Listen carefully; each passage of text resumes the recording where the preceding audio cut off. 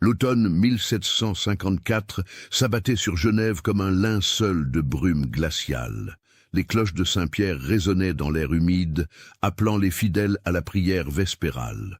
Sur la place, les bourgeois en habits sombres se hâtaient, leurs visages graves reflétant la sévérité calviniste qui régissait chaque aspect de leur existence. Dans cette république théocratique où les pasteurs dictaient la morale, avec une autorité aussi inflexible que le fer forgé, la famille von Amsler incarnait l'idéal de la piété et de la respectabilité. Leur demeure, située rue de la Cité, à quelques pas de la cathédrale, était un édifice imposant de pierre grise aux volets verts, symbole tangible de leur statut privilégié au sein de l'élite genevoise. Johannes von Amsler, 42 ans, pasteur titulaire de Saint-Pierre, était un homme dont la stature commandait le respect. Grand, les épaules larges, il portait l'habit noir des ministres du culte avec une autorité naturelle. Son visage anguleux, encadré par des cheveux châtains qu'il portait noués sur la nuque selon la mode austère de l'époque, était dominé par des yeux d'un bleu perçant qui semblaient pénétrer les âmes. Sa voix grave et modulée résonnait sous les voûtes gothiques de la cathédrale chaque dimanche, prêchant sur la damnation éternelle et la nécessité d'une foi inébranlable. « Mes frères !» tonnait-il ce dimanche d'octobre, la voix emplissant chaque recoin de l'édifice sacré, « Dieu éprouve les siens par le feu de la tentation. Seuls les élus, ceux qui ont été choisis avant la fondation du monde, résisteront aux artifices du démon. » Les fidèles, serrés sur les bancs de bois dur, buvaient ces paroles. Parmi eux se trouvaient 6 hommes qui occupaient des positions privilégiées dans les premiers rangs. Édouard Fatio, négociant en soierie et membre du Conseil des 200. Henri Berthier, avocat réputé spécialisé dans les affaires testamentaires. Marc Perrin, diacre et propriétaire d'un atelier de typographie. Samuel Rosselet, ancien marchand de montres, reconverti dans le commerce des grains. Louis Galland, diacre et inspecteur des pauvres, et Théodore Vernet, fils d'une famille de banquiers et diacres récemment ordonnés. Ces 6 hommes partageaient plus qu'une simple dévotion. Leurs regards se croisaient parfois furtivement durant les sermons, porteurs d'une complicité secrète que nul autre n'aurait su déchiffrer. À côté de Johannes, sur le banc réservé à la famille du pasteur, se tenait Marianne von Amsler. À 28 ans, elle incarnait une beauté éthérée qui contrastait étrangement avec la rudesse genevoise. Sa peau d'une pâleur laiteuse, presque translucide, révélait le réseau bleuté de ses veines au niveau des tempes. Ses cheveux blonds, d'un ton presque blanc, étaient sévèrement tirés sous son bonnet de dentelle noire. Ses yeux, d'un gris argenté, semblaient toujours fixés sur un point lointain, comme si son esprit vagabondait vers des contrées inaccessibles. Elle portait une robe de laine sombre, ajustée et sans ornement, conforme aux prescriptions vestimentaires strictes de la communauté réformée. Ses mains gantées reposaient sagement sur ses genoux, serrées l'une contre l'autre, avec une tension presque douloureuse. Quelques personnes avaient remarqué, lors des rares occasions où elle retirait ses gants pour la communion, de fines marques violacées autour de ses poignets, qu'elle dissimulait rapidement. « Madame von Amsler semble bien fatiguée ces derniers temps », murmurait Madame Henriette Bonvin, épouse d'un magistrat, à sa voisine. « Le fardeau d'être l'épouse d'un homme aussi important », répondait l'autre en hochant la tête. « Elle doit être exemplaire en toutes choses. » Mais derrière ces explications convenues, certains murmures plus inquiétants circulaient dans les cuisines et les marchés. Anne-Marie Fontaine, la servante des von Amsler, avait l'habitude de faire ses courses au marché de la fusterie chaque mercredi matin. C'était une jeune femme de 22 ans, au visage rond marqué par la variole, originaire d'un village proche de Nyon. Elle avait rejoint la maisonnée von Amsler 2 ans auparavant, attirée par la promesse d'un bon salaire et de conditions décentes. Ce mercredi d'octobre, alors qu'elle choisissait des pommes chez le marchand Burkhardt, elle fut abordée par son amie Catherine Pelletier, couturière pour plusieurs familles bourgeoises. « Anne-Marie, tu as l'air troublée », remarqua Catherine en la prenant par le bras. « Qu'est-ce qui te tourmente ?» Anne-Marie jeta des regards nerveux autour d'elle, s'assurant que personne n'écoutait leur conversation. « Catherine, j'ai vu et entendu des choses dans la maison qui me glacent le sang, » avoua-t-elle à voix basse, ses doigts serrant convulsivement son panier d'osier. Quel genre de choses? Pressa Catherine, ses yeux brillants de curiosité. Des hommes qui viennent tard le soir, toujours les mêmes. 6 en tout, je les reconnais, ce sont tous des notables, des diacres pour la plupart. Ils entrent par la porte de service, celle qui donne sur la ruelle. Le pasteur les attend avec madame. Ils s'enferment dans le salon parfois pendant des heures. Peut-être s'agit-il de réunions de prière ou de discussions théologiques? Anne-Marie secoua la tête, son visage pâlissant au souvenir. Il y a 15 jours, j'ai été réveillé par des bruits étranges. C'était passé minuit. Je suis descendu discrètement. Catherine, j'ai entendu des gémissements, des sanglots étouffés, et la voix du pasteur qui priait, mais d'une manière fébrile, exaltée. J'ai regardé par le trou de la serrure du salon, et j'ai vu... Elle s'interrompit, les larmes montant à ses yeux. « Qu'as-tu vu ?» insista Catherine. Des ombres enchevêtrées à la lueur des chandelles. Madame von Amsler était parmi eux. Je l'ai reconnue à sa chevelure blonde.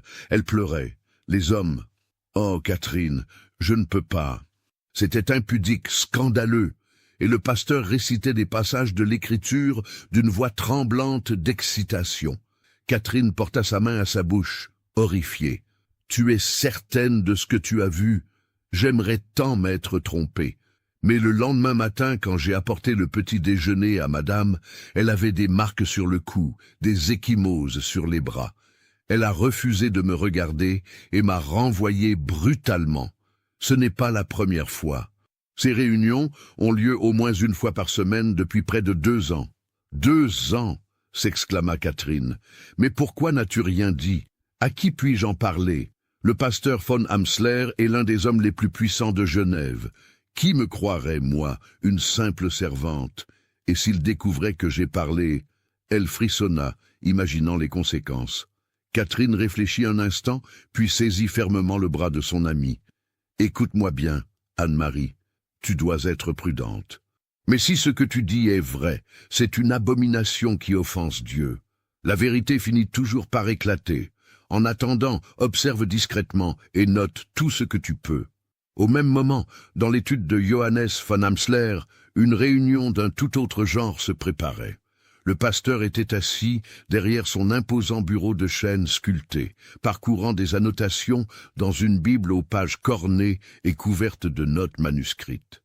La pièce, lambrisée de bois sombre, était tapissée de livres du sol au plafond.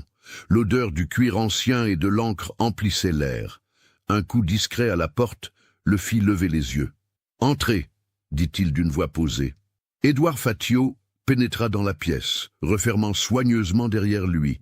À 50 ans, c'était un homme élégant malgré la sobriété vestimentaire genevoise. Ses habits de drap fin, sa perruque poudrée et ses boucles d'argent témoignaient de sa fortune considérable. « Johannes, mon ami, je viens aux nouvelles concernant notre prochaine assemblée. » Von Amsler se leva et fit le tour de son bureau, serrant chaleureusement la main de Fatio. « Ce vendredi, comme convenu. Les autres sont également informés. Édouard, j'ai médité sur de nouveaux passages du Cantique des Cantiques qui éclaireront notre cheminement spirituel. » Fatio hocha la tête, mais une ombre d'inquiétude traversa son visage. « Johannes, pardonne ma franchise, mais les langues commencent à se délier. J'ai entendu des murmures au conseil. Certains se demandent pourquoi nous nous réunissons si souvent, si tard. » Le visage de von Amsler se durcit imperceptiblement. « Que disent-ils exactement? Rien de précis encore. Mais tu sais comment sont les Genevois. Ils voient le péché partout. Une suspicion suffit à déclencher une enquête du consistoire. » Johannes posa sa main sur l'épaule de Fatio avec une expression rassurante, presque paternelle. « Édouard, nous sommes les élus. Dieu nous a révélé des vérités que le commun des mortels ne peut comprendre. Notre quête de l'union divine, de la purification par l'abandon total de soi, est un chemin ardu que seuls les plus forts peuvent emprunter. Marianne l'a compris. Elle se sacrifie pour notre illumination collective. Mais elle semble tellement brisée, hasarda Fatio mal à l'aise. C'est précisément le signe de sa sainteté. s'exclama von Amsler avec une ferveur inquiétante dans les yeux. Le Christ n'a-t-il pas souffert sur la croix? Les martyrs n'ont-ils pas enduré les tourments? Marianne, dans son renoncement absolu à la volonté charnelle, atteint un niveau de grâce que nous ne pouvons qu'espérer approcher. Fatio baissa les yeux, visiblement troublé, mais n'osant contredire le pasteur dont l'autorité spirituelle était indiscutable à ses yeux. « Je comprends, Johannes. Pardonne mes doutes. Il n'y a pas de pardon à accorder, mon frère. Le doute est naturel. C'est en le surmontant que nous fortifions notre foi. » Après le départ de Fatio, Johannes resta seul dans son étude. Il se dirigea vers une fenêtre donnant sur la cour intérieure, où Marianne suspendait du linge. Même de loin, il pouvait voir la courbure résignée de ses épaules, la lenteur mécanique de ses gestes. Un sourire étrange, presque cruel, effleura ses lèvres. Ce soir-là, lors du souper pris en silence selon la coutume, Johannes observait Marianne du coin de l'œil. Elle mangeait à peine, repoussant la soupe aux choux et le pain noir dans son assiette d'étain. Ses mains tremblaient légèrement. « Tu ne te sens pas bien, ma chère épouse ?» demanda-t-il d'une voix douce qui contrastait avec la dureté de son regard. « Je vais bien, monsieur » murmura-t-elle sans lever les yeux. « Vendredi, nous recevrons nos frères pour une nouvelle session d'études et de prières. J'espère que tu seras disposé à nous assister dans notre quête spirituelle. » Les doigts de Marianne se crispèrent sur sa cuillère. Un frisson parcourut son corps frêle. « Oui, monsieur, » répondit-elle d'une voix à peine audible. « Parfait. Tu sais combien ta présence est essentielle. Sans toi, nous ne pourrions atteindre les sommets mystiques que Dieu nous réserve. » Après le repas, Marianne se retira dans sa chambre, une pièce austère au 2e étage, meublée seulement d'un lit étroit, d'une armoire et d'un prie-dieu. Elle s'agenouilla devant ce dernier, les mains jointes, le front appuyé contre le bois froid. « Seigneur Dieu !» murmura-t-elle, les larmes coulant silencieusement sur ses joues pâles. « Pourquoi m'as-tu abandonné? J'ai obéi à mon époux, comme les Écritures le commandent. J'ai accepté son autorité comme représentant de ta volonté. Mais ce qu'il exige de moi, ces actes qu'il nomme saints, Seigneur, je ne comprends plus. Est-ce vraiment ta volonté ou celle du malin ?» Ses sanglots étouffés furent interrompus par des pas dans le couloir. La porte s'ouvrit brusquement. Johannes se tenait sur le seuil, imposant dans sa robe de chambre noire. « Pourquoi pleures-tu ?»« Je prie, monsieur. » Il s'approcha, se penchant pour saisir son menton et l'obligeant à le regarder. « Tu doutes, n'est-ce pas? Tu remets en question ce que Dieu m'a révélé? Non, monsieur, je suis faible. Tu es faible, en effet. C'est pourquoi tu as besoin de ma guidance. Souviens-toi, Marianne, l'orgueil spirituel est le pire des péchés. Croire que tu peux discerner la volonté de Dieu par toi-même est présomptueux. Je suis ton pasteur, ton mari, ton maître spirituel. Ce que je t'ordonne vient directement de Dieu. Oui, monsieur, sanglota-t-elle. Vendredi, tu te purifieras avant notre réunion. Tu jeûneras toute la journée et tu méditeras sur Cantique des Cantiques, chapitre 7, versets 1 à 9. Est-ce clair? Oui, monsieur. Il la relâcha et sortit, refermant la porte derrière lui avec un claquement sec qui résonna comme un coup de fouet. Seule dans l'obscurité, Marianne s'effondra sur le sol, ses sanglots silencieux secouant son corps frêle comme des convulsions. Dans son esprit embrouillé par des années de manipulation psychologique, elle ne savait plus distinguer entre devoir religieux et abus, entre sainteté et dégradation.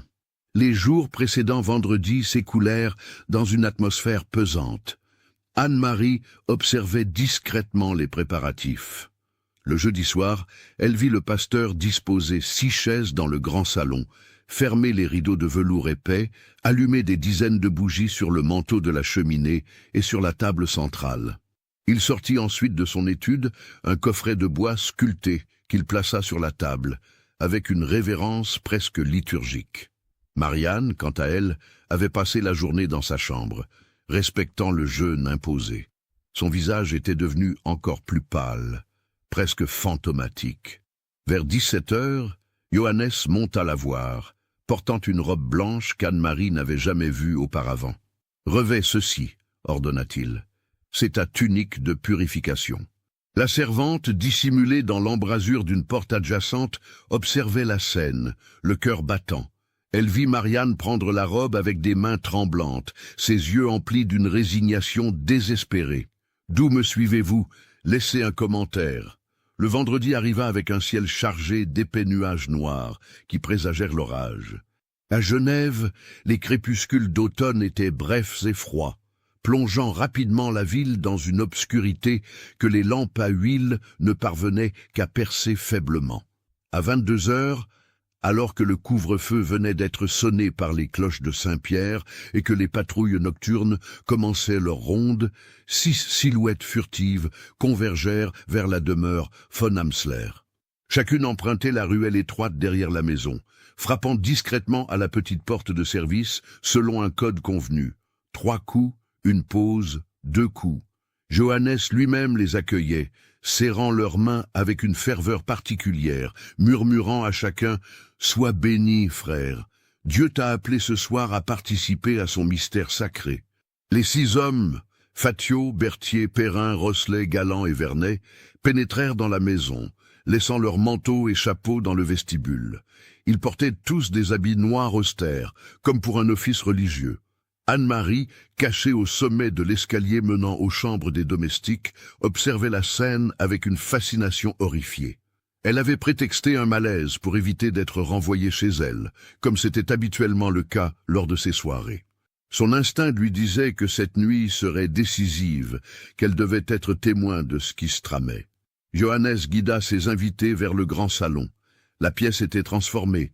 Les chandelles créaient une lumière dorée et vacillante qui projetait des ombres dansantes sur les murs tendus de tapisseries représentant des scènes bibliques. Une odeur d'encens, détail surprenant dans une ville calviniste qui abhorrait les pratiques papistes, flottait dans l'air. Au centre de la pièce, entourant la table, les 6 chaises formaient un demi-cercle. Sur la table elle-même, le coffret de bois était ouvert, révélant un calice d'argent ciselé et une Bible ancienne à la reliure usée. « Mes frères, » commença Johannes d'une voix grave et posée, « nous voici réunis une fois de plus pour poursuivre notre quête de l'union divine. Depuis 2 années maintenant, nous avons exploré ensemble les mystères que le commun des fidèles ne peut comprendre. Ce soir, nous franchirons un nouveau degré d'illumination. » Les 6 hommes prirent place sur les chaises.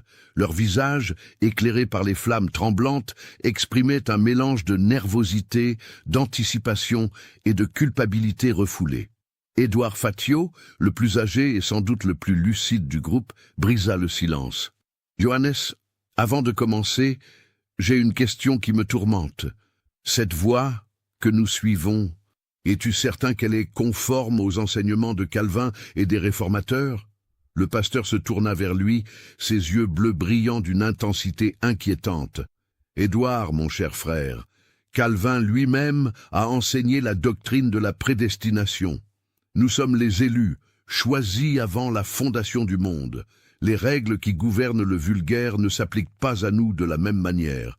Dieu révèle ses vérités les plus profondes uniquement à ceux qu'il a désignés. » Henri Berthier, l'avocat, intervint de sa voix posée et méthodique. « Mais les Écritures nous enseignent la tempérance, la maîtrise de soi, la pureté morale. »« Exactement !» s'exclama Johannes en frappant du poing sur la table, faisant sursauter l'assemblée. « Et c'est précisément ce que nous pratiquons. Nous maîtrisons notre chair en la soumettant totalement à la volonté divine. Nous transcendons nos désirs égoïstes en les offrant comme un sacrifice saint. » Il ouvrit la Bible sur la table, ses doigts parcourant rapidement les pages jusqu'au Cantique des Cantiques. Écoutez les paroles inspirées de Salomon. « Que tu es belle, mon ami, que tu es belle. Tes yeux sont des colombes, ton cou est comme la tour de David. Tes 2 seins sont comme 2 faons, jumeaux d'une gazelle. Mes frères, ces versets ne sont pas une simple poésie, ils sont une allégorie de l'union mystique entre le croyant et Dieu. » Marc Perrin, le typographe, un homme maigre au visage ascétique marqué par la petite vérole, osa poser la question que tous redoutaient. « Et Marianne, quel est son rôle exact dans cette union mystique ?» Un sourire énigmatique se dessina sur les lèvres de Johannes. Marianne est le vaisseau, l'instrument de notre purification collective. Dans l'Ancien Testament, les prêtres offraient des sacrifices pour le peuple. Marianne, dans son humilité et sa soumission totale, offre son être même comme un autel vivant sur lequel nous déposons nos faiblesses, nos tentations, nos désirs charnels. En s'unissant à elle, sous ma direction spirituelle, vous ne satisfaites pas la luxure, péché abominable, mais vous participez à un rituel sacré de mortification et d'élévation. Les explications du pasteur, aussi tordues fussent-elles, exerçaient un pouvoir hypnotique sur ces hommes qui avaient besoin de justifier leurs actes immoraux par une théologie hérétique. Johannes avait passé 2 années à les conditionner progressivement, commençant par de simples réunions de prière nocturnes, puis introduisant graduellement des lectures sensuelles du Cantique des Cantiques, des discussions sur la nature de la tentation et du péché, et enfin l'introduction de Marianne comme médiatrice spirituelle. Samuel Rossley, l'ancien négociant, un homme corpulent au visage rouge et aux mains épaisses, se racla la gorge. « Johannes, je dois confesser que depuis notre dernière réunion, ma conscience me tourmente. J'ai rêvé que je comparaissais devant le consistoire, que mes péchés étaient révélés publiquement, que ma famille était déshonorée. Tes rêves sont les derniers soubresauts de ta nature corrompue qui résiste à la sanctification. » répliqua vivement Johannes. Satan t'envoie ces visions pour te détourner du chemin de lumière. Tu dois persévérer, Samuel. Abandonne-toi complètement à la volonté divine que je te transmets. À ce moment précis, une porte latérale du salon s'ouvrit silencieusement. Marianne apparut, vêtue de la robe blanche que Johannes lui avait remise. Le vêtement, d'une finesse presque transparente, révélait les contours de son corps décharné. Ses cheveux blonds étaient détachés, cascadant sur ses épaules et son dos jusqu'à la taille. Son visage était dénué d'expression, ses yeux gris fixant un point invisible devant elle, comme si son esprit s'était retiré dans une forteresse intérieure inaccessible. Les 6 hommes se levèrent instinctivement, un mélange de désir coupable et de honte se lisant sur leur visage. Johannes s'approcha de son épouse, la prenant doucement par le bras pour la conduire devant l'assemblée. « Mes frères, voici l'agneau du sacrifice. Contemplez sa pureté, son innocence. Elle se donne volontairement pour votre salut. » Il se tourna vers Marianne, levant sa main comme pour une bénédiction.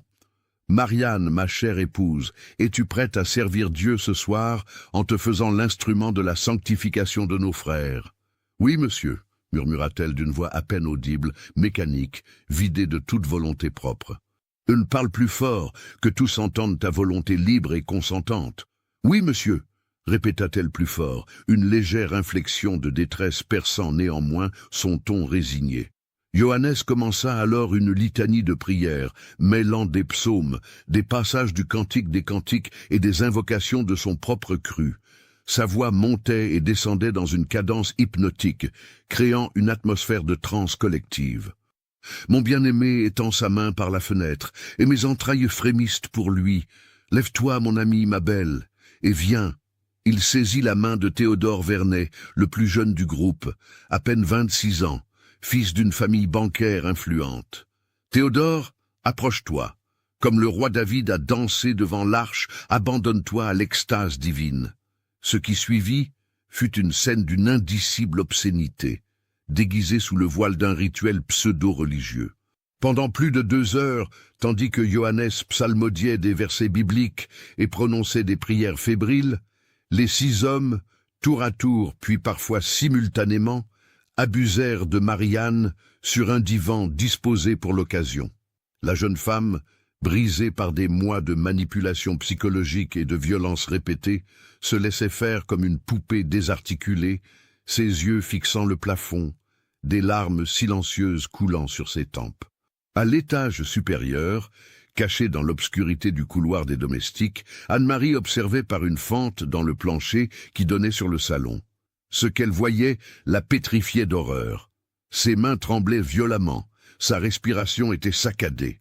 Elle dut se mordre le poing pour ne pas crier.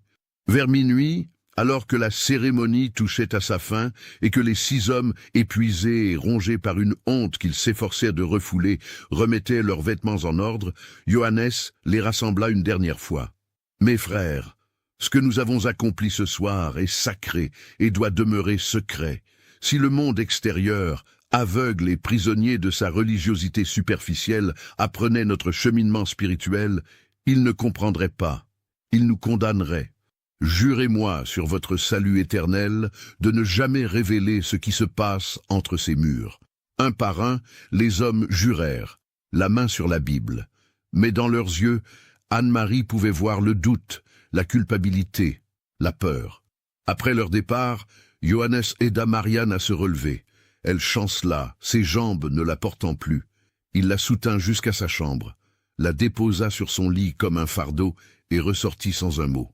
Marianne, seule dans l'obscurité, se recroquevilla en position fétale, ses sanglots étouffés secouant son corps meurtri. Dans son esprit fracturé, elle ne savait plus si elle était une sainte martyre ou une pécheresse damnée. Anne-Marie, tremblante et nauséeuse, regagna sa propre chambre sous les combles. Elle savait maintenant avec certitude ce qui se tramait dans cette maison. Elle savait aussi qu'elle ne pouvait plus se taire.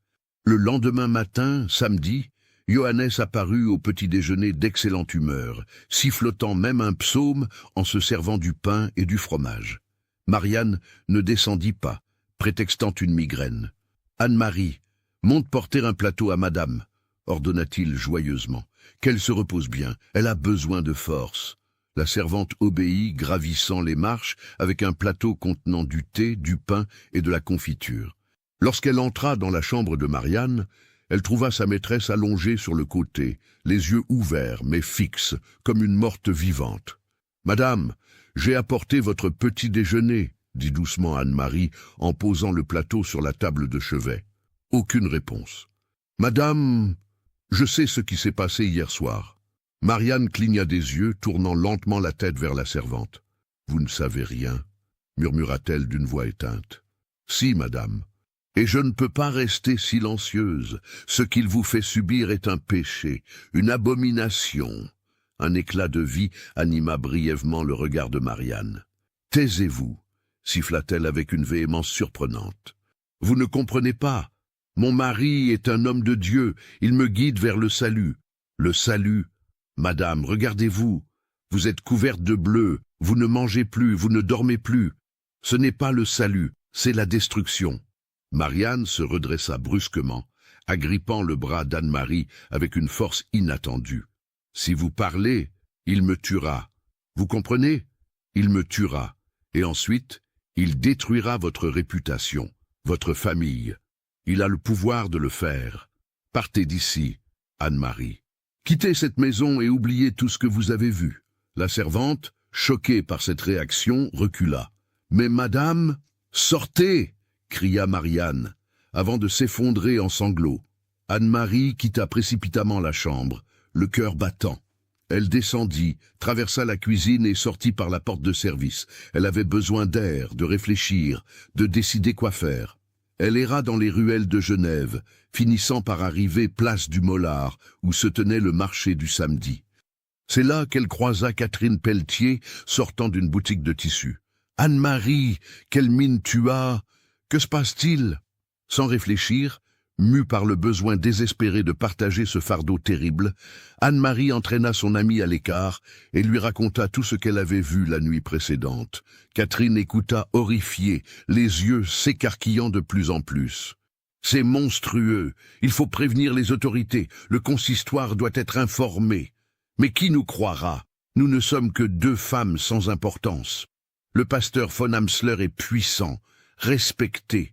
Il niera tout et nous serons punis pour diffamation. » Catherine réfléchit intensément. Il faut des preuves, des témoins. Ces 6 hommes, s'ils avouaient, jamais ils n'avoueront. Ils sont tous complices et ont trop à perdre. Les 2 femmes discutèrent pendant près d'1 heure, échafaudant des plans, les rejetant, cherchant désespérément une solution. Sans qu'elles s'en aperçoivent, leur conversation avait attiré l'attention de plusieurs marchandes curieuses qui se rapprochaient subrepticement pour écouter. Genève était une ville où les secrets ne restaient jamais longtemps cachés. Les rumeurs se propageaient comme la fumée, infiltrant chaque maison, chaque taverne, chaque atelier. Dans les jours suivants, des murmures commencèrent à circuler. Au marché, dans les boutiques, après les offices religieux, on chuchotait des horreurs au sujet du pasteur von Amsler. Les détails variaient selon les sources. Certains parlaient d'orgies sataniques, d'autres de messes noires, d'autres encore de sacrifices rituels. Mais le fond restait le même. Quelque chose d'immonde se tramait dans la demeure du respectable pasteur. Ou si cette histoire macabre vous a donné des frissons, partagez-la avec un ami qui aime les contes d'horreur. Le mois de novembre apporta avec lui un froid mordant et des pluies incessantes qui transformaient les rues de Genève en rivières de boue. Les feuilles mortes s'accumulaient contre les portes et la fumée des cheminées créait un brouillard âcre qui stagnait sur la ville. Pour Johannes von Amsler, ce changement de saison coïncidait avec une inquiétude croissante. Il avait remarqué des regards en coin, des conversations qui s'interrompaient brusquement à son passage, une distance nouvelle dans les salutations habituellement respectueuses.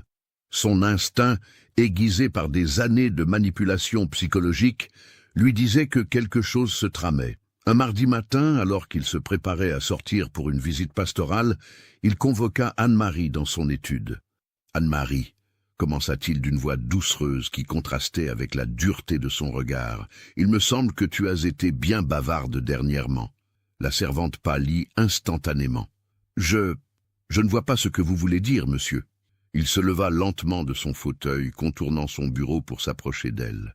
Anne-Marie recula instinctivement, jusqu'à se retrouver dos au mur. « Ne me prends pas pour un imbécile. J'ai des yeux et des oreilles partout dans cette ville. On me rapporte que des ragots circulent sur ma famille, sur moi. Des ragots qui ne peuvent venir que de quelqu'un ayant accès à l'intimité de ma maison. Monsieur, je vous jure que... » Il leva la main, la faisant taire. « Je pourrais te renvoyer immédiatement. Ou pire, je pourrais t'accuser de vol. Qui te croirait, toi, une simple domestique, contre ma parole de pasteur? Tu finirais au pilori, puis chassée de Genève comme une mendiante. » Anne-Marie tremblait de tous ses membres, des larmes de terreur coulant sur ses joues. « Mais, continua Johannes avec un sourire carnassier, je suis un homme miséricordieux. Je vais te donner une chance de racheter ta faute. Tu vas rester à mon service et tu vas m'informer de tout ce qui se dit à mon sujet. Chaque rumeur, chaque murmure. En échange, je ne prendrai aucune mesure contre toi. Est-ce clair? »« Oui, oui, monsieur, sanglota-t-elle. »« Parfait, tu peux disposer. » Après son départ, Johannes se rassit, les doigts joints sous le menton, réfléchissant intensément. La situation devenait précaire. Il devait agir avant que les rumeurs n'atteignent les oreilles du consistoire. Mais comment? C'est alors qu'un plan audacieux germa dans son esprit. Au lieu de se cacher, il allait prendre l'offensive.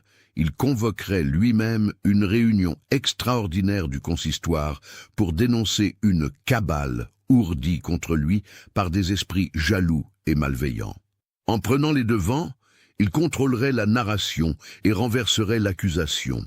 Le jeudi suivant, Johannes se présenta devant le consistoire, assemblée composée de pasteurs et d'anciens de l'Église chargés de veiller sur la moralité publique dans la salle austère de l'hôtel de ville. Les 12 membres étaient réunis autour d'une longue table de chêne, leurs visages graves éclairés par les flammes des chandelles. Le modérateur, le vénérable pasteur Amédée Renaud, 68 ans dont la réputation d'intégrité était légendaire, accueillit Johannes avec une certaine froideur. « Pasteur von Amsler, vous avez sollicité cette audience extraordinaire. Nous vous écoutons. » Johannes se redressa, adoptant une posture de dignité outragée. « Messieurs, membres vénérés du consistoire, je me présente devant vous le cœur lourd mais la conscience pure. Depuis plusieurs semaines, une campagne de diffamation odieuse vise ma personne et ma famille. Des rumeurs infâmes circulent, colportées par des langues venimeuses, accusant votre serviteur de conduites indignes d'un ministre du Seigneur. » Un murmure parcourut l'assemblée. Le pasteur Renaud leva la main pour demander le silence. « Quelles sont précisément ces accusations ? On ose insinuer que je tiendrai des réunions secrètes, que je m'adonnerai à des pratiques impies, que j'abuserai de mon autorité spirituelle. C'est une conspiration orchestrée par des esprits jaloux de mon influence et de la ferveur de mes fidèles. L'ancien Daniel Chaponnière, un homme maigre au nez crochu, intervint. « Pasteur von Amsler, nous avons effectivement entendu des rumeurs troublantes. Pouvez-vous nous expliquer pourquoi plusieurs notables de notre communauté se rendent régulièrement chez vous tard le soir ?» Johannes était préparé à cette question. Mais bien sûr, ces hommes, messieurs Fatio, Berthier, Perrin, Rosselet, Galland et Vernet, forment un groupe d'études bibliques que j'anime bénévolement. Nous nous réunissons pour approfondir notre connaissance des Écritures, discuter des questions théologiques complexes. Est-ce donc un crime d'étudier la parole de Dieu avec zèle? Et votre épouse, Madame von Amsler, est-elle présente à ces réunions? Parfois, oui. Elle nous sert des rafraîchissements et participe aux prières. Encore une fois, où est le mal? Le pasteur Renaud se pencha en avant, son regard perçant fixé sur Johannes. Pasteur von Amsler, une servante de votre maison nommée Anne-Marie Fontaine a fait des déclarations extrêmement graves nous concernant. Elle prétend avoir été témoin d'actes de nature sexuelle impliquant votre épouse et ses 6 hommes sous votre direction. Le visage de Johannes devint écarlate, ses yeux lançant des éclairs de fureur, ou du moins une excellente simulation de fureur. C'est un mensonge éhonté. Cette femme est une domestique mécontente que j'ai dû réprimander pour négligence et vol. Elle se venge en inventant ses horreurs. Où est-elle d'ailleurs? Qu'elle vienne répéter ses calomnies en ma présence. Elle sera interrogée en temps voulu, répondit calmement Renaud. Mais dites-moi, accepteriez-vous que votre épouse soit également entendue par ce consistoire? Un très bref instant, l'espace d'un battement de cœur, une expression de panique traversa le visage de Johannes. Puis il se ressaisit. Ma femme est une créature fragile, d'une sensibilité extrême. L'idée d'être questionnée par une assemblée d'hommes la bouleverserait au-delà de toute mesure. Mais si vous l'exigez, nous l'exigeons, trancha Renaud. Elle sera convoquée dans 3 jours, samedi prochain. En attendant, pasteur von Amsler, vous êtes temporairement relevé de vos fonctions de prédication. Quoi? C'est scandaleux. Sur la base d'accusations non prouvées, vous... C'est une mesure de précaution, coupa Renaud d'un ton sans appel.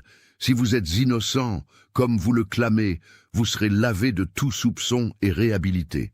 Cette audience est close. Johannes quitta la salle, bouillonnant intérieurement.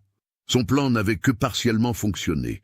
Il avait semé le doute, certes, mais l'interrogatoire de Marianne représentait un danger considérable.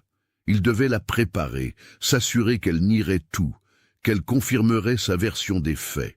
En rentrant chez lui, il trouva Marianne assise dans le petit salon, brodant mécaniquement un mouchoir. Elle leva vers lui des yeux vides d'expression. « Marianne, nous devons parler sérieusement », annonça-t-il en s'asseyant face à elle. « Le consistoire veut t'interroger samedi.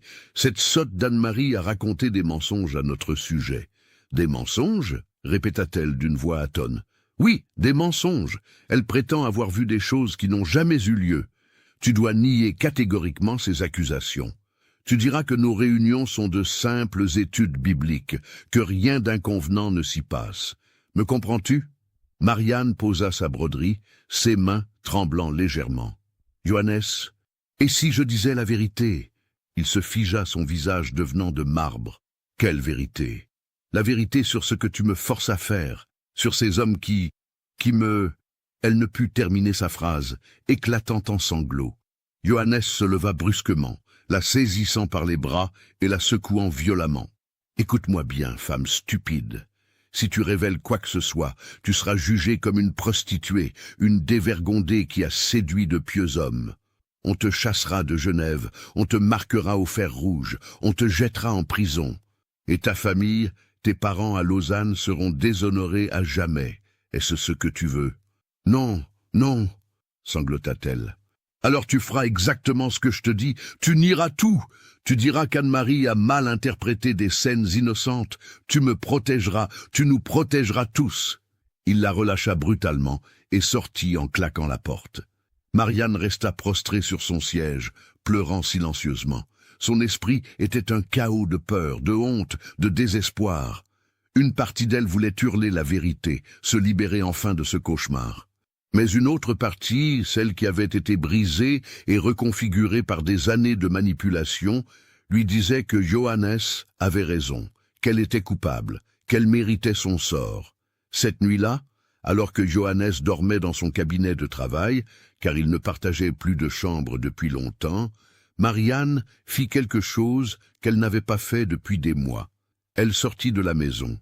Enveloppée dans une cape sombre, elle marcha dans les rues désertes de Genève jusqu'à atteindre la cathédrale Saint-Pierre. La grande porte était verrouillée, mais une petite entrée latérale, utilisée par les sacristains, était simplement loquetée. Elle entra dans l'édifice immense et froid, éclairé seulement par la lueur blafarde de la lune filtrant à travers les vitraux. Elle s'agenouilla dans l'allée centrale, ses genoux heurtant le sol de pierre glacée. Levant les yeux vers l'autel, elle murmura « Seigneur Dieu, si tu existes vraiment, si tu n'es pas seulement un instrument de terreur brandi par mon mari, montre-moi un signe. Dis-moi quoi faire. Dois-je me taire et continuer à souffrir, ou dois-je parler et risquer la destruction totale ?» Sa voix résonnait faiblement sous les voûtes gothiques. Aucune réponse ne vint, seulement le silence oppressant de la nuit. Mais alors qu'elle se relevait pour partir, elle entendit des pas derrière elle. Se retournant vivement, elle aperçut une silhouette dans la pénombre. Son cœur bondit dans sa poitrine. « Qui est là ?» appela-t-elle, la voix tremblante. La silhouette s'avança dans un rayon de lune. C'était le pasteur Amédée Renaud. Il portait une robe de chambre sur sa chemise de nuit et tenait une lanterne. « Madame von Amsler, » dit-il doucement, « je ne dormais pas. J'ai vu une lumière bouger dans l'église depuis ma fenêtre et je suis venu voir. Que faites-vous ici à cette heure ?» Marianne voulut mentir, mais quelque chose dans le regard bienveillant du vieil homme brisa ses dernières résistances. Elle s'effondra, tombant à genoux, et dans un flot de paroles entrecoupées de sanglots, elle raconta tout, absolument tout. Elle parla des réunions spirituelles qui avaient commencé innocemment 3 ans auparavant, des lectures du Cantique des Cantiques qui devinrent de plus en plus sensuelles, de la manière dont Johannes l'avait progressivement convaincue qu'elle devait se sacrifier pour le bien spirituel des élus. Elle décrivit les premières fois où elle avait dû embrasser les hommes fraternellement, puis se déshabiller partiellement pour symboliser la pureté édénique, jusqu'aux abus répétés qu'elle subissait maintenant lors de chaque réunion. « Il me dit que c'est la volonté de Dieu, que je suis un vaisseau sacré, que mon corps est un autel, » sanglota-t-elle. « Mais je sais au fond de moi que c'est mal, que c'est un péché horrible. Mais j'ai tellement peur, peur de lui, peur de la damnation, peur du déshonneur. » Le pasteur Renaud s'était assis sur un banc, écoutant ce récit avec une horreur croissante. Quand Marianne eut terminé, il resta silencieux un long moment, les larmes coulant sur son vieux visage. « Ma pauvre enfant », finit-il par dire d'une voix brisée. « Quelle abomination, quel blasphème contre Dieu et contre l'humanité. Ce que cet homme vous a fait subir, ce n'est pas seulement un crime contre vous, c'est un crime contre l'Église, contre tout ce que nous défendons. » Il se leva et prit doucement les mains de Marianne dans les siennes. « Écoutez-moi bien, madame. Vous n'êtes pas coupable. Vous êtes une victime. Votre mari a abusé de son autorité spirituelle, de votre vulnérabilité, de votre foi. Ce qu'il appelle volonté de Dieu n'est que le déguisement de sa propre perversion. Mais samedi, quand je serai interrogé, Johannes dit que je serai jugé comme une prostituée. Vous ne serez pas jugé, vous serez protégé, promit Renaud avec fermeté. Je veillerai personnellement à ce que la vérité éclate et que justice soit faite. Mais j'ai besoin que vous soyez courageuse. Samedi, devant le consistoire, vous devrez répéter ce que vous venez de me dire. Je sais que ce sera terrifiant, mais c'est le seul moyen de mettre fin à ce cauchemar. Et les 6 hommes, ils nieront tout, Ils me traiteront de menteuse. Un sourire triste se dessina sur les lèvres du vieil homme. Ma chère enfant, vous ne connaissez pas la puissance de la culpabilité. Ces hommes vivent depuis 2 ans dans le péché et la terreur d'être découverts. Quand ils seront confrontés à votre témoignage, quand ils réaliseront que le secret est éventé, au moins l'un d'eux craquera. J'en suis certain. Le samedi arriva, gris et pluvieux. À 10 heures du matin, dans la grande salle du consistoire, une assemblée extraordinaire était réunie. Les 12 membres étaient présents, ainsi que 2 magistrats civils, car l'affaire prenait désormais une dimension criminelle, et un greffier chargé de consigner les dépositions. Anne-Marie Fontaine fut interrogée en premier. Tremblante mais déterminée, elle relata ce qu'elle avait vu et entendu. Son témoignage, détaillé et cohérent, produisit un choc palpable dans l'assistance. Puis vint le tour de Marianne. Vêtue d'une robe noire simple, les cheveux cachés sous un bonnet blanc, elle entra dans la salle, soutenue par le pasteur Renaud. Son visage était d'une pâleur cadavérique, ses mains tremblaient violemment. Johannes, assis sur un banc à l'écart, la regardait avec des yeux flamboyants d'une rage contenue. Mais il ne pouvait rien dire, seulement observer. Le pasteur Renaud, qui présidait l'audience, s'adressa à elle avec douceur. « Madame von Amsler, nous savons combien ceci est difficile pour vous, mais nous devons connaître la vérité. Que s'est-il réellement passé dans votre maison ces 2 dernières années ?» Marianne ouvrit la bouche, mais aucun son n'en sortit. Elle regarda Johannes, vit l'avertissement dans ses yeux, sentit la peur l'étreindre. Puis elle pensa à toutes ces nuits d'horreur, à la douleur, à l'humiliation, à la perte d'elle-même, et elle parla. D'une voix d'abord hésitante, puis de plus en plus ferme, elle raconta tout. Les manipulations psychologiques, les interprétations tordues des Écritures, les rituels de purification, les abus répétés. Elle nomma les 6 hommes, décrivit leurs actes, expliqua comment Johannes orchestrait tout en priant et en psalmodiant. À mesure qu'elle parlait, Johannes devenait de plus en plus agité. À un moment, il bondit de son siège. « Mensonge !» hurla-t-il. « Elle ment. Elle a perdu la raison. C'est une folle, une hystérique. »« Silence !» tonna Renaud. « Vous aurez l'occasion de vous défendre. Laissez madame terminer. » Quand Marianne eut fini, un silence de mort régna dans la salle. Plusieurs membres du consistoire avaient les larmes aux yeux. Les 2 magistrats échangèrent des regards graves. « Nous devons maintenant entendre les 6 hommes accusés, » déclara Renaud, « qu'on les fasse venir. Édouard Fatio, Henri Berthier, Marc Perrin, Samuel Rosselet, Louis Galland et Théodore Vernet furent introduits un par un. Ils avaient été convoqués séparément et n'avaient pas eu l'occasion de se concerter. Les 5 premiers nièrent catégoriquement. Selon eux, il ne s'agissait que de réunions d'études bibliques. Marianne était une femme perturbée qui fantasmait, Anne-Marie, une domestique malveillante. Mais quand Théodore Vernet, le plus jeune, entra dans la salle, il était déjà en larmes. Fils d'une famille pieuse, il avait été tourmenté par la culpabilité depuis le début. Voir Marianne, pâle et brisée, raconter leur honte publiquement, fut la goutte qui fit déborder le vase. « C'est vrai !» sanglota-t-il en s'effondrant. Tout ce qu'elle dit est vrai. Que Dieu me pardonne. J'ai péché abominablement. Le pasteur von Amsler nous a convaincus que nous accomplissions une œuvre sainte, que nous étions les élus de Dieu, qu'à travers ces actes, nous atteignions une forme supérieure de spiritualité. Mais je savais, au fond de moi, que c'était mal. J'ai cédé à la tentation, à la luxure déguisée en piété. Son aveu produisit un effet dévastateur. Les 5 autres hommes, réalisant que le secret était définitivement éventé, commencèrent à s'effondrer à leur tour. Certains continuèrent à nier, mais leurs protestations sonnaient maintenant creux.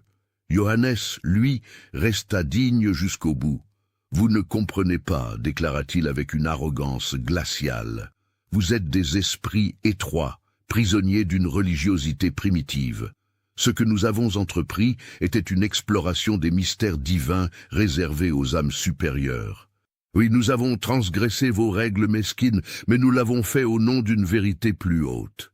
Cette défense arrogante, loin de l'aider, c'est là son sort. Le consistoire, après 3 heures de délibération, rendit son verdict. Johannes von Amsler était déchu de son titre de pasteur et excommunié. Il serait jugé par les autorités civiles pour corruption de mœurs, abus d'autorité et proxénétisme aggravé. Ce dernier chef d'accusation pouvant entraîner la peine de mort. Les 6 hommes étaient également excommuniés et devaient comparaître devant le tribunal civil.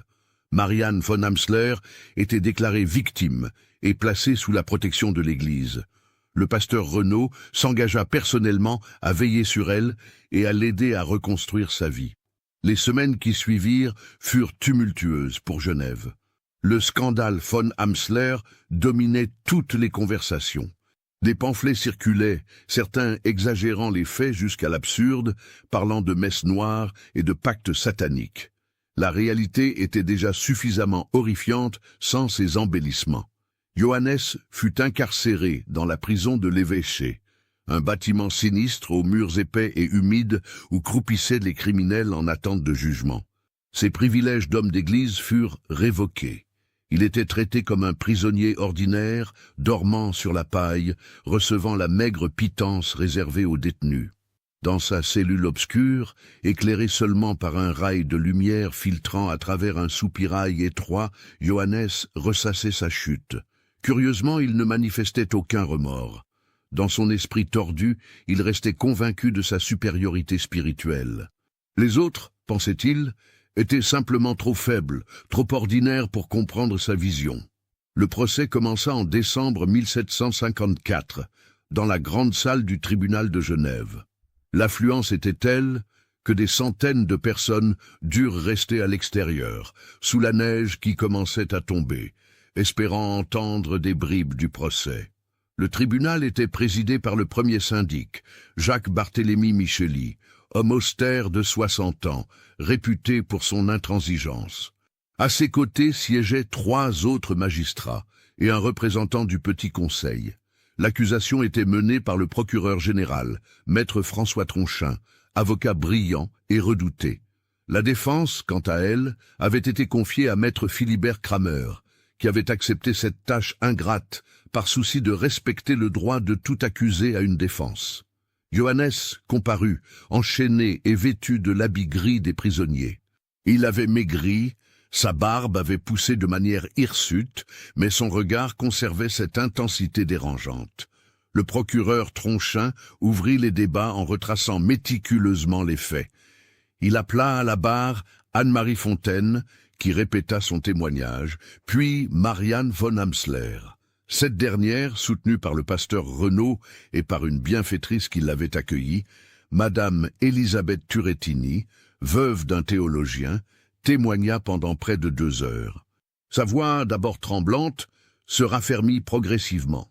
Elle décrivit avec une précision terrible la progressive manipulation dont elle avait été l'objet.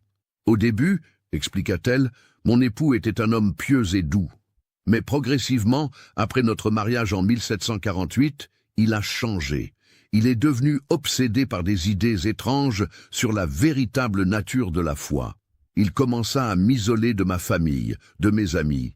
Il me répétait que j'étais spécial, choisi par Dieu pour une mission sacrée. Elle décrivit comment, en 1752, Johannes avait introduit les premières expériences spirituelles impliquant les 6 hommes. Il disait que je devais être comme Marie-Madeleine, qui avait lavé les pieds du Christ, que mon corps était un temple qui pouvait sanctifier les autres. Au début, je devais seulement prier avec eux, leur tenir les mains. Puis ce fut des baisers, qu'il appelait le baiser de paix des premiers chrétiens. Chaque étape semblait innocente, prise isolément, mais ensemble, elles formaient un escalier descendant vers l'enfer. Soutenez notre chaîne en cliquant sur le bouton « Merci » en forme de cœur, afin que nous puissions continuer à vous proposer des histoires aussi sombres et captivantes que celle-ci.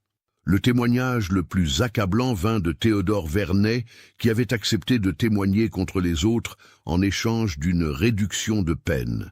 Rongé par la culpabilité et le désir sincère de se repentir, il décrivit en détail les rituels et comment Johannes manipulait les Écritures pour justifier l'injustifiable. Il citait le Cantique des Cantiques, le livre d'Osée, même certains passages de l'Évangile en les déformant complètement.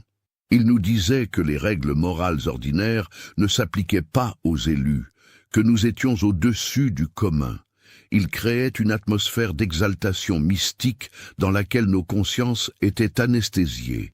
Vernet décrivit également comment, après chaque réunion, Johannes les faisait jurer le secret sur la Bible, leur rappelant que la révélation de ces mystères sacrés entraînerait la damnation éternelle de tous.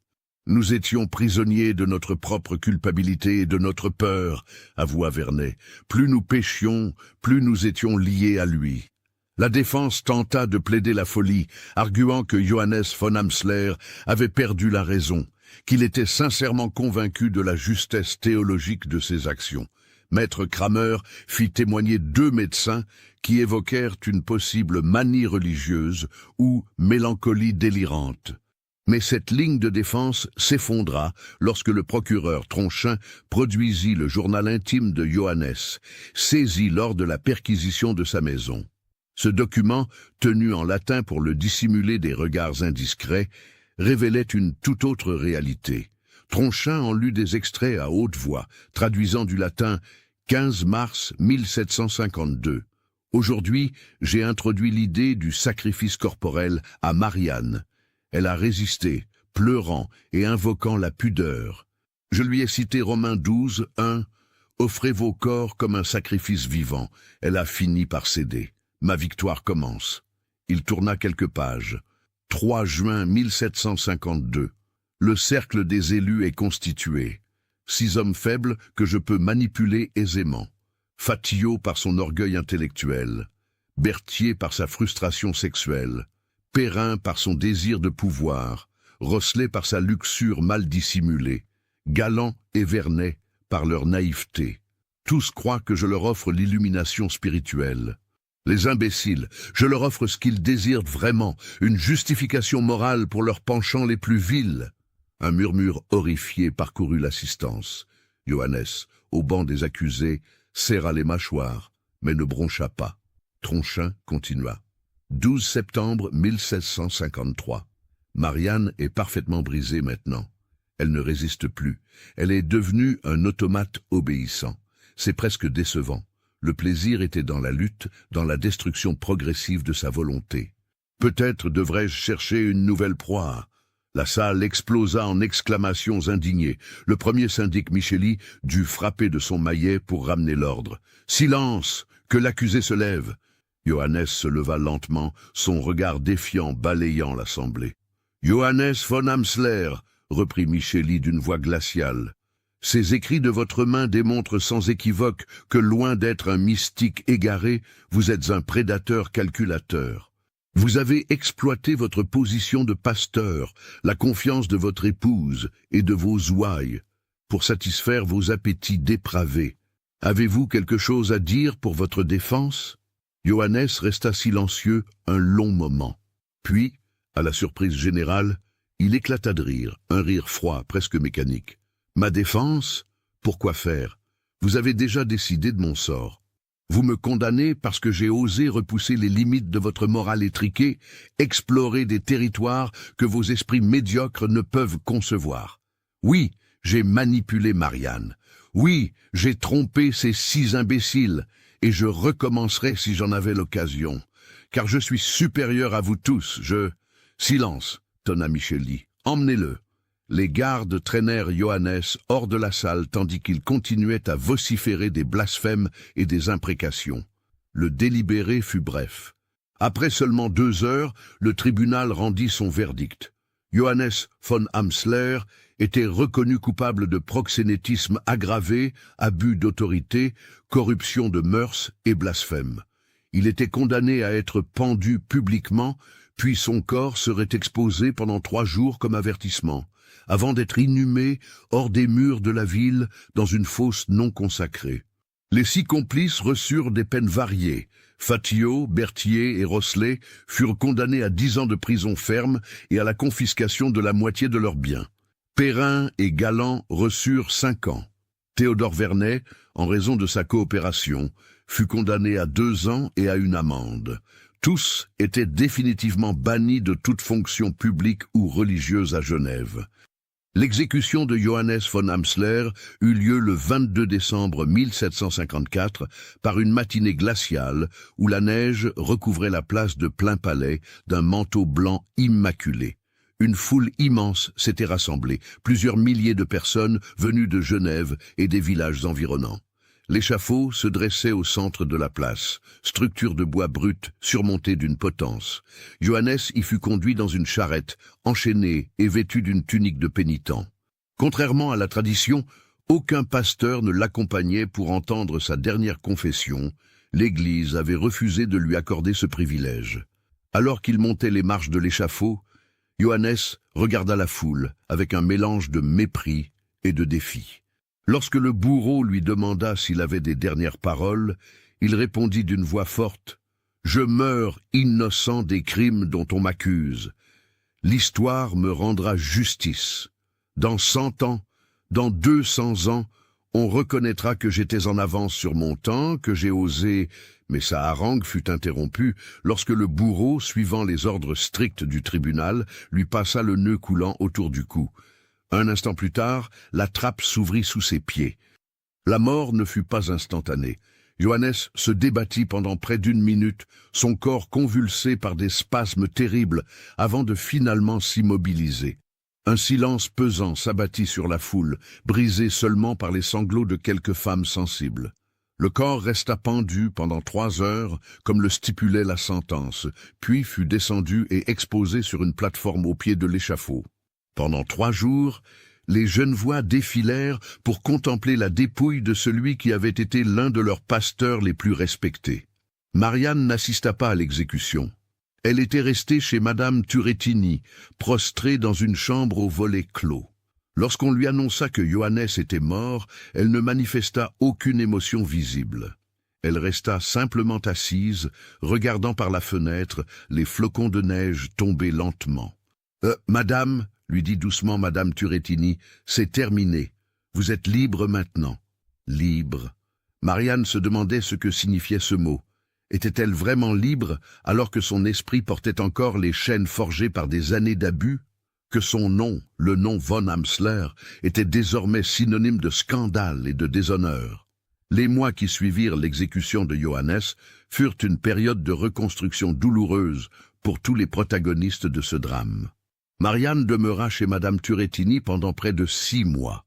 La veuve du théologien, femme de grande compassion et de profonde piété, consacra une énergie considérable à aider la jeune femme à retrouver un semblant de normalité. Elle fit venir un médecin qui diagnostiqua une mélancolie profonde avec manifestation hystérique, terme de l'époque pour décrire ce que nous appellerions aujourd'hui stress post-traumatique complexe. Le traitement fut rudimentaire selon nos standards modernes, mais empreint d'humanité, repos prolongé, promenade dans la nature, lectures apaisantes et surtout, conversation régulière avec le pasteur Renaud, qui s'efforçait de reconstruire la foi brisée de Marianne. « Ma chère enfant, lui répétait-il patiemment, Dieu n'est pas ce que votre mari vous a fait croire. Dieu n'exige pas votre destruction, mais votre épanouissement. Dieu est amour, pas terreur. » Lentement, très lentement, Marianne commença à émerger de sa chrysalide de douleur. Elle recommença à manger normalement, à dormir sans cauchemar. Les couleurs revinrent sur ses joues pâles, et surtout, une lueur d'intelligence et de volonté réapparut dans ses yeux gris. En juin 1755, elle prit une décision importante. Elle quitterait Genève. La ville portait trop de souvenirs, trop de regards curieux et de murmures, même bienveillants. Madame Turrettini avait une sœur à Neuchâtel qui dirigeait un petit pensionnat pour jeunes filles. Marianne pourrait y enseigner la broderie et la lecture. « Êtes-vous certaine de vouloir partir ?» demanda le pasteur Renaud lors de leur dernière rencontre. « Vous avez ici des amis qui vous soutiennent. Je suis reconnaissante à tous. » répondit Marianne avec un petit sourire triste, le premier sourire qu'on lui voyait depuis des mois. « Mais j'ai besoin de recommencer ailleurs, loin de tout ceci. Peut-être qu'à Neuchâtel, je pourrais simplement être Marianne, sans le poids du nom von Amsler. Voulez-vous reprendre votre nom de jeune fille? Elle réfléchit un instant. Non, ce serait fuir mon histoire. J'ai été Marianne von Amsler. Cette femme a souffert, a été brisée, mais elle a survécu. Je ne peux pas effacer cela, je dois l'intégrer et continuer. Le pasteur hocha la tête avec approbation. Vous êtes plus forte que vous ne le croyez, ma chère. Allez en paix et que Dieu vous bénisse. Marianne partit pour Neuchâtel en juillet 1755, dans une diligence qui traversait le Jura. Regardant par la fenêtre les paysages montagneux défiler, elle sentit pour la première fois depuis des années une étincelle d'espoir. L'avenir restait incertain. La douleur ne disparaîtrait jamais complètement, mais elle était vivante.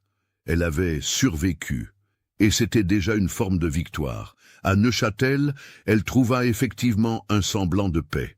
Le pensionnat dirigé par Madame Agathe Claire, sœur de Madame Turrettini, était une maison chaleureuse située au bord du lac. Une dizaine de jeunes filles, âgées de 12 à 18 ans, y recevaient une éducation soignée dans un environnement familial. Marianne y enseignait la broderie, le dessin et la lecture. Elle découvrit qu'elle aimait transmettre son savoir, voir ses jeunes esprits s'épanouir sous sa guidance bienveillante. Pour la première fois de sa vie, elle exerçait une forme d'autorité qui n'était pas synonyme d'oppression, mais d'émancipation. Les années passèrent.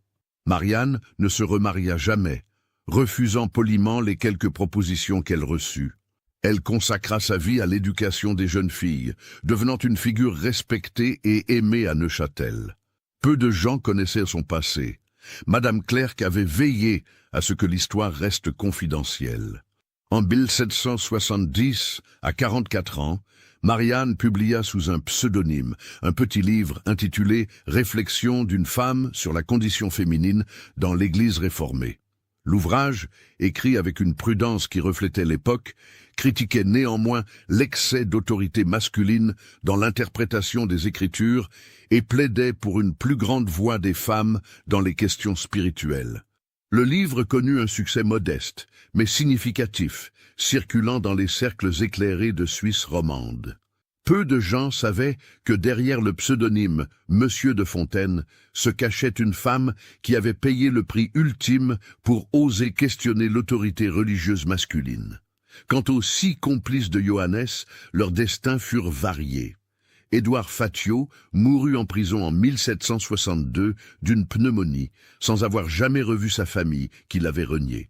Sa fortune considérable fut partiellement confisquée, partiellement transmise à ses enfants, qui changèrent de nom pour échapper au déshonneur. Henri Berthier survécut à sa peine et fut libéré en 1765. Il quitta Genève pour Lyon, où il vécut dans l'anonymat, travaillant comme clerc pour un notaire. Il ne se remaria jamais et mourut seul en 1778. Marc Perrin développa une maladie mentale en prison, probablement exacerbée par la culpabilité. Il termina sa peine à l'hospice des aliénés, où il mourut en 1761, convaincu jusqu'au bout que des démons le poursuivaient. Samuel Rosselet, l'homme corpulent et avide, sortit de prison en 1765, complètement ruiné. Il finit mendiant dans les rues de Genève, reconnu et humilié par tous. Il mourut de froid en 1769, retrouvé gelé sous un pont. Louis Galland fut libéré en 1760 et quitta immédiatement la Suisse pour l'Amérique, où il disparut sans laisser de traces. Certains disent qu'il se réinventa sous une nouvelle identité dans les colonies britanniques. Théodore Vernet, le jeune homme qui avait tout avoué, sortit de prison en 1757. Son père, magnate de la banque, avait réussi à préserver une partie du patrimoine familial. Théodore se retira dans un domaine familial près de Coppet, où il vécut en reclus jusqu'à sa mort en 1781. Il consacra ses dernières années à des œuvres de charité, tentant pathétiquement de racheter ses péchés.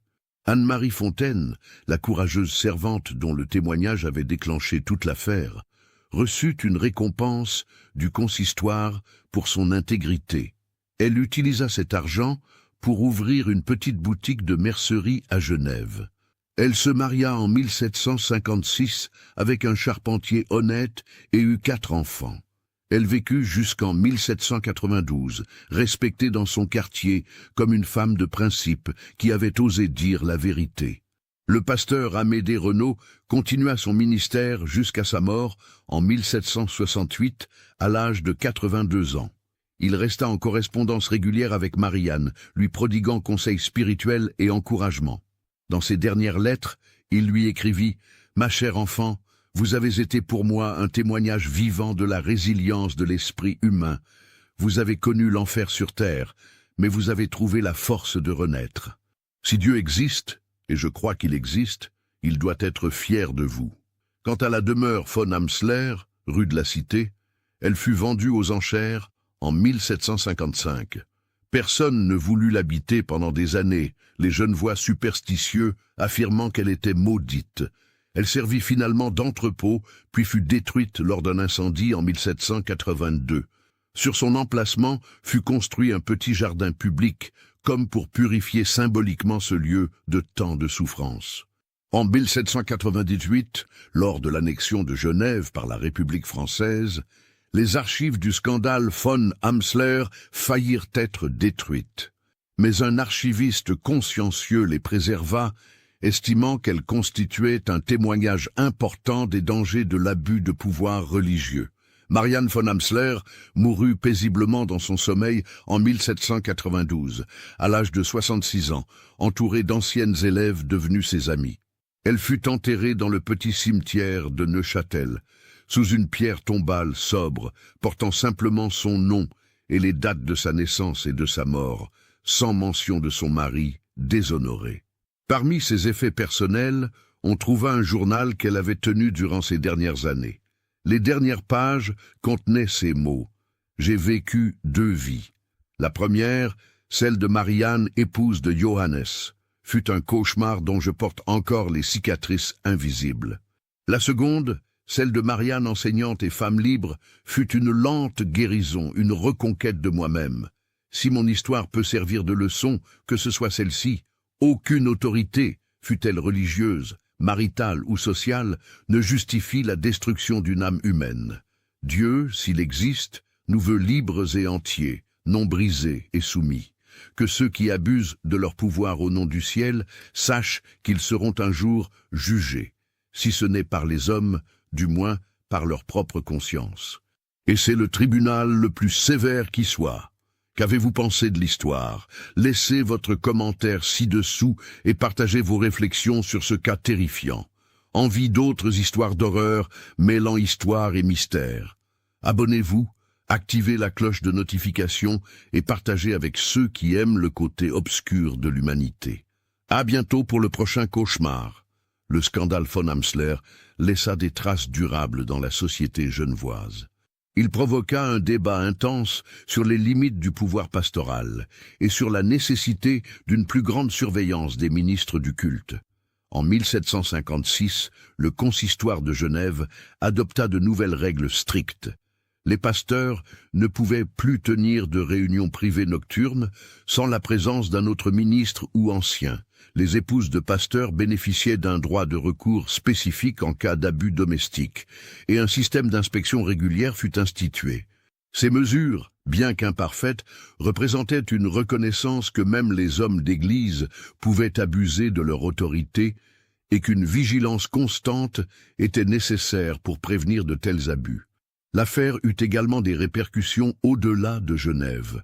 Elle fut discutée dans les cercles intellectuels de toute l'Europe, notamment par les philosophes des Lumières, qui y virent une illustration parfaite des dangers du fanatisme religieux et de l'autorité non contrôlée. Voltaire, qui vivait alors non loin de Genève, écrivit dans une lettre privée en 1755 « Le cas du pasteur von Amsler démontre ce que j'ai toujours soutenu. L'enthousiasme religieux non tempéré par la raison conduit inévitablement à la tyrannie et à la corruption. Cet homme, ivre de sa propre importance spirituelle, a détruit des vies au nom d'un Dieu qu'il avait façonné à son image. C'est là le danger de toute religion qui élève certains hommes au-dessus de leurs semblables et leur confère une autorité prétendument divine. 2 siècles plus tard, en 1954, lors du bicentenaire du scandale, un historien genevois, le professeur Henri Fazy publia une étude exhaustive intitulée « Le scandale von Amsler, pouvoir, religion et abus dans la Genève du XVIIIe siècle ». Dans sa conclusion, il écrivait « L'histoire de Johannes von Amsler et de ses victimes n'est pas seulement une anecdote sordide du passé. C'est un avertissement permanent sur les mécanismes psychologiques de la domination, sur la manière dont les idéologies, religieuses, politiques ou autres, peuvent être détournées pour justifier l'injustifiable. » Marianne von Amsler, par son courage final de briser le silence, nous rappelle que la résistance est toujours possible, même dans les circonstances les plus oppressives. Aujourd'hui, à Genève, une petite plaque discrète dans le jardin qui remplaça la demeure von Amsler rappelle brièvement l'histoire. Le texte, sobre et factuel, se termine ainsi. En mémoire de Marianne von Amsler, 1726-1792, et de toutes les victimes d'abus de pouvoir.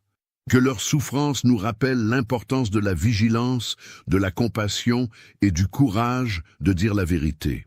L'histoire du pasteur qui partagea son épouse avec 6 fidèles reste l'un des scandales les plus sombres de l'histoire genevoise.